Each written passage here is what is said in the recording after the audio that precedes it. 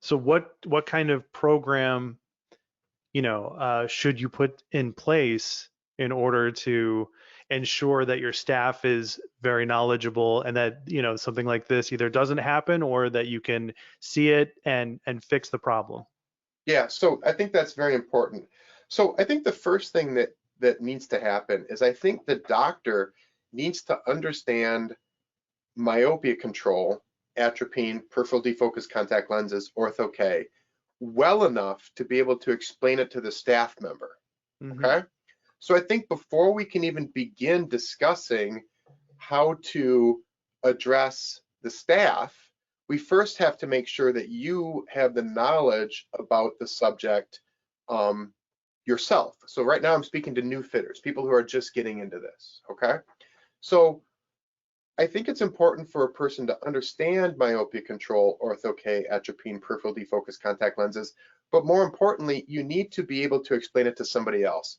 Do you remember, Matthew, when you were in college or high school even, and you had study groups? Hmm. Remember, you're learning something new, so you have to read the material, internalize it, tell a story, and then I have to explain that to you in terms that you understand. Right. The magic thing about study groups is it caused you to know the material so well that I could explain it to somebody else and have them learn it from me. Hmm. Okay? So the first thing a doctor needs to do is be able to internalize the concepts and then be able to present them to the staff. Okay? So I would suggest to new fitters especially that they work on making sure they know it and that they can explain it to their spouse, for instance, if you're married, Hmm. or to Hmm. your friend who's not knowledgeable on the subject before you approach the staff with it. Okay?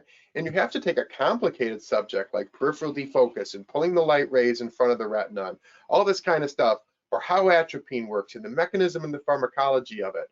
And you have to be able to do that in a way where you can then explain it to a staff member so that they internalize and understand it as well. So, Gotcha.